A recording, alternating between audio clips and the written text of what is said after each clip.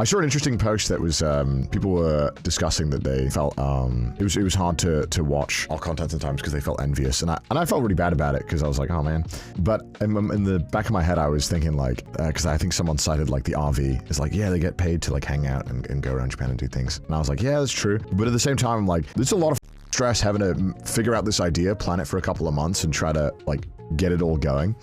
And I think during the RV streams, the only bad thing about it, for me personally, is that I'm often just trying to troubleshoot so much that I don't get to enjoy it a lot of the time. It's great for like, I think Ludwig, Pete, and Chris have a great time, but for me, I'm like, oh my god, everything's going wrong, I gotta try and fix it. Should I read to I don't mind that. I think it's like, it's fair. I think it's a natural thing that I guess when a content creator just gets bigger, that, you know, it just happens, unfortunately. I think that the lifestyle changes. I think that it's easy to root for someone when they're coming up, and then when they've made it, it's kind of like, okay, what am I doing now? But I do sympathize with it.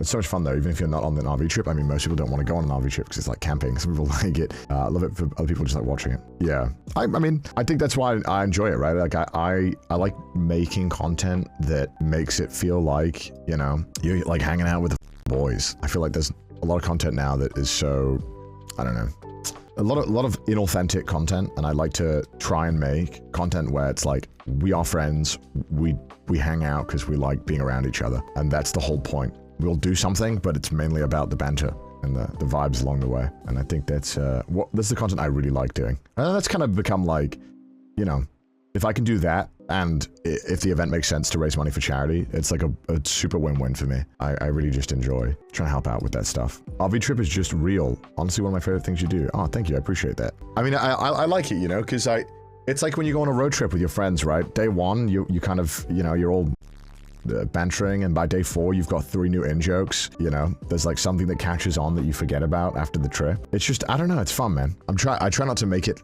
parasocial, but I guess it's hard when like it's content about just friends hanging out. And I think people sometimes, you know, there's always points in your life where you feel like you don't, even when I have friends, there are points in my life where I feel like I'm not as close to my friends in that way.